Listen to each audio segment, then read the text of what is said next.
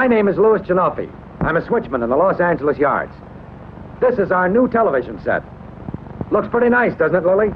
But do you remember the one they delivered all smashed up? Do I remember? I'll never forget it. We'd invited a whole group of friends over to help us celebrate.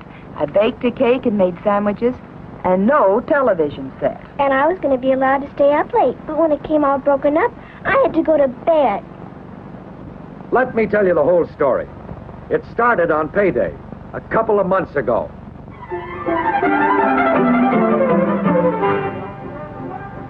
Now, paydays are always special, but this one was extra special. Lily and I had been setting aside money for a television set. The dealer had ordered it 2 weeks before, and a big bite of this check would finish the deal. I told the boys, this is the check that buys that 21-inch console. And off I went to meet Lily and cash the check. Leaving Lily and our girl Betty stocking up at the supermarket for the big night, I went to pay for the set. The man said that the set was down at the freight house, and he'd send his delivery truck to pick it up and bring it direct to my house. I suppose after you have a set a while, you get used to television. But for us, this was still a big day. I went to pick up Lily and Betty, and we went home to wait for the set to come. Betty was all excited. Every kid on the block knew we were getting the set. Lily and I were almost as bad. We had invited half the neighborhood to help us celebrate. We sat around waiting anxiously. I kept one eye on my watch and one on the door as I tried to read my paper. Later that afternoon, it finally came. I heard a truck and looked out the front door. Sure enough, it was our set. "It's here," I yelled. I helped the fella get his hand truck up the front steps and steered him carefully through the door and into the living room. The big moment had arrived. We were all gathered around to look at our new prized possession. "Set it down here," I told the man, and he did. "Hey, what are all these holes in the carton? What'd you do to my set?" "Search me," said the fella. "That's the way they gave it to me at the freight house. If there's anything wrong, the people at the Santa Fe did it." We opened the carton, and you can imagine how we felt when this is what we saw. What a mess. It looked like somebody shoved it off the rim of Grand Canyon. There'll be no celebration tonight. The big day turned out to be a big bust. The next day, I put them all away like they had eggs in them. I couldn't get the picture of that television set out of my mind. But to tell you the truth, what was really eating on me was a crack one of the neighbors made. He said, "How do you guys keep your customers if you deliver stuff like that?" Well, how do you answer a question like that? What about the folks in Chicago who made the set? Why should they keep shipping Santa Fe? There sure must be a lot of delicate work in making a television set. All the wires and tubes and connections. The manufacturers must get mad at us if we rough up that big picture tube in those expensive cabinets. And if his dealers complain that we smash some of their sets, wouldn't he start thinking about shipping them some other way? And as long as I'm asking questions, let me ask another. How did a set that left the factory in perfect shape like this get all banged up when it was turned over to us? I don't know the answer to that question exactly, but I could guess at a lot of things that could have happened. You don't work for Santa Fe for 17 years without hearing about loss and damage and seeing some of the things that cause it. The damage could start right here at the freight house. It's checked in and headed for the toveyor. Maybe the stoneman is a fellow who usually does a good job, but when he takes this load for his block, he may not be keeping his mind on his work. Maybe he was still thinking of something else when he stowed it in the rough freight end of the car. Don't ask me what he was thinking about when he did this. Maybe that's how it started. I don't know. Maybe he stowed it right. Anyway, the car with my set in it is in a cut headed for the train yard.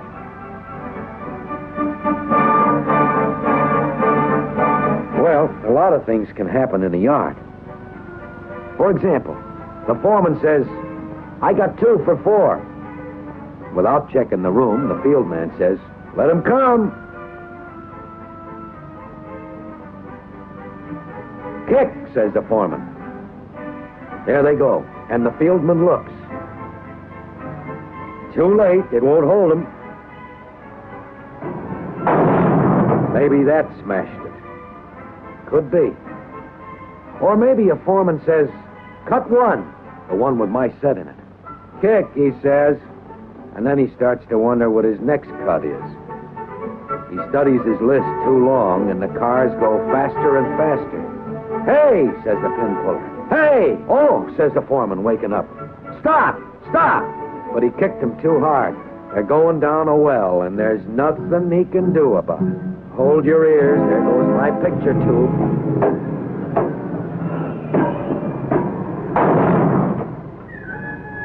Maybe it didn't happen in the yard. Maybe it happened on the road. Maybe some engineman grabbed her by the neck and took off in too big a hurry. He gathers up the slack in a rush, and my set takes another wallop.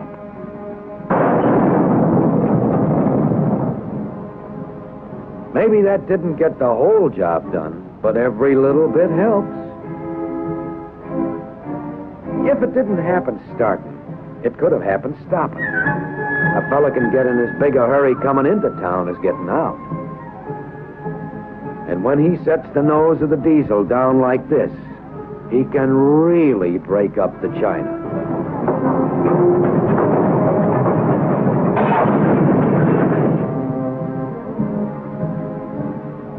When they were making up the train again, maybe the fieldman was standing out where he could relay the foreman's signals around a curve. The reason I think of this is I did it once myself. Up comes Joe and yells, "Hey, Ernie, you going to the ball game tonight?" So they start gabbing, like I did. Meanwhile, the foreman thinks they're getting his sign until he sees nothing's happening. Joe and Ernie had the ball game all figured out, but they sure missed the sign on this pitch. With nobody relaying his signal, the foreman goes down swinging. You sure feel silly, don't you? Like I say, lots of things can happen in a yard. The crew rides the engine right by the joint they're going to make without dropping a man off to make the coupling. They tie on to the first cut in the track. They'll make this one all right. But what about the other? You must be going to shove blind. Yep. Go back and get him, the pin puller says. But look at this. Here's an engine working on the lead at the other end of the yard. Well, they're trusting to luck that the pin dropped. It didn't make, and they're off to the other end. Their luck ran out. It always does sooner or later.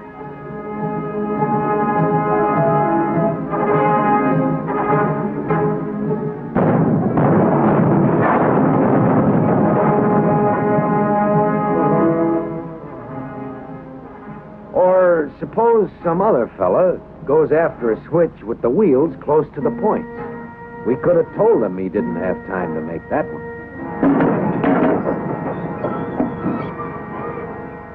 Well, those are some of the things that could have happened. What actually did happen, we'll never know. But somehow, somebody really smashed up that television set. Maybe it was you. Maybe it was me. We've all pulled boners. A fella's wife might say it must have been somebody else. But we know better. You know, Louis, I've just been thinking. If all the Santa Fe employees worked as carefully as you, we wouldn't have had as much trouble getting that first set. Honey, I hate to say this, but it could have been me that wrecked it. Remember when I met you and Betty at the supermarket? The day I paid for the set. Now, I know a fella's wife thinks he does his work just right. And most of the time, we do. But remember when we were shopping for the big party that didn't happen? And I decided I wanted some applesauce? Remember when you said, "Oh, I don't want an old dented-up can"? It struck me funny that, of all people, a switchman's wife would turn down a dented can. But now, after the broken set and that question, how do you keep your customers when you deliver that kind of stuff? Maybe it isn't so funny. Maybe if we could look inside that car when we switch it, we'd always handle it the way it should be. And never let it hit like this.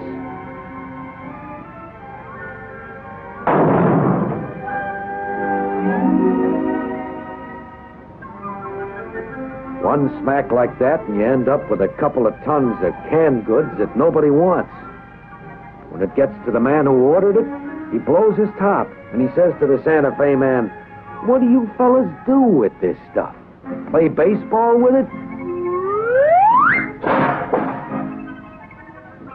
"It looks as though that's what you do," he says. I don't know what the Santa Fe man says when he looks at that pile of junk, but I'd hate to be in his shoes. And I guess it's the same way with delay as it is with damage. Somebody ordered this lumber, and I guess they're waiting for it. But that wallop it got is sure gonna hold it up. Come to think of it, I suppose somebody's waiting for all those shifted loads I see sitting around on the rip track. No question that most of us do a pretty fair job most of the time. We have our mind on the job, and we're doing the job right. Oh, there may be a few who aren't, but most of the things that go wrong come from unintentional mistakes. Now, this won't do the Journal any good, but it sure took the squeak out of Sam's shoe. Of course, Sam's partner discovered his mistake and oiled the box. But suppose he hadn't. Maybe this could have happened. "There's one smoking," the brakeman says. "Hot box! Hot box!" "Stop her," says the conductor. "We've got a hot one." At best, a trainload of perishables is going to be standing still while they fix the box. And if the brakeman hadn't spotted it when he did, we might even have a train in the ditch. Even I can figure out that fellas who ship perishables don't like any kind of delay. It's that question again of how do we keep our customers if we don't do our job right? It's the same deal with livestock. They're perishable, too. Delay can shrink them. And if we don't feed them and water and rest them when we should, it's a cinch they don't get to market in good condition. And, of course, nobody wants to rough-handle livestock. We handle a lot of cattle in California, but we don't see too many grain cars. It's the boys in the Middle West who really move grain during the harvest. They tell me that you can inspect a car from top to bottom before you cart it for grain, and you can put up a grain door that's really grain tight. But it don't mean a thing if you let it hit at 7 or 8 miles an hour. That's still gonna put the grain on the ground.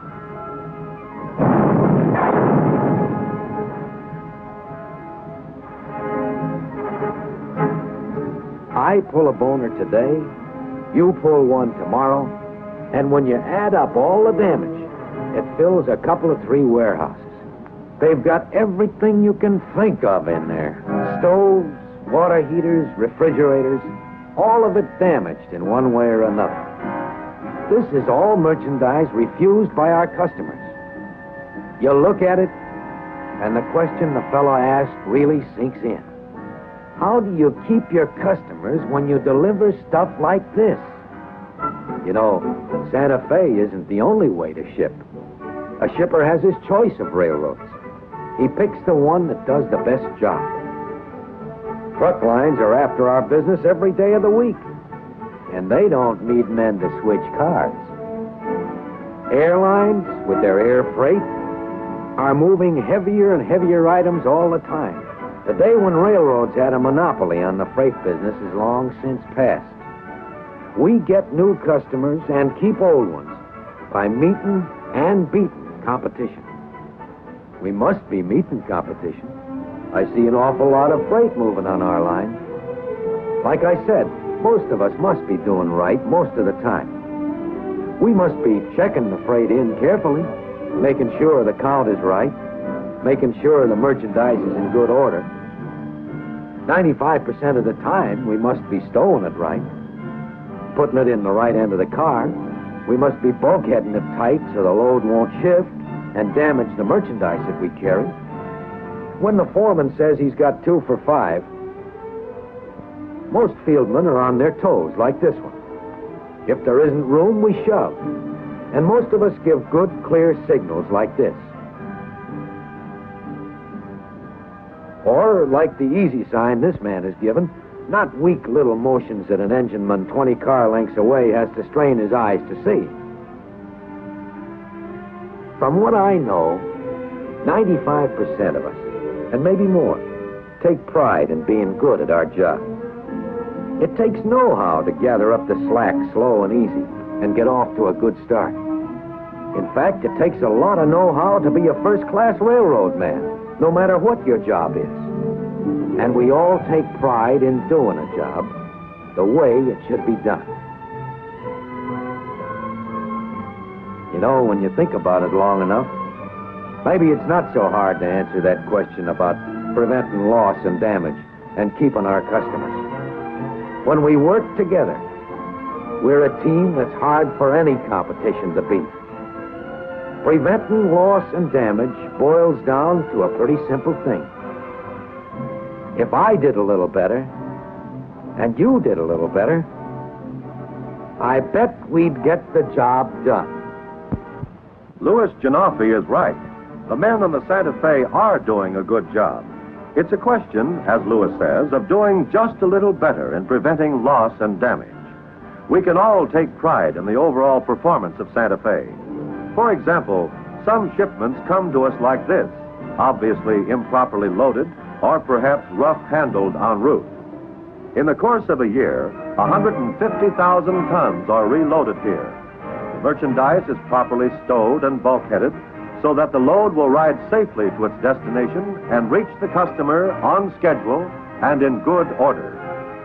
Preventing loss and damage is not only a matter of every man doing a little better, but of providing proper facilities.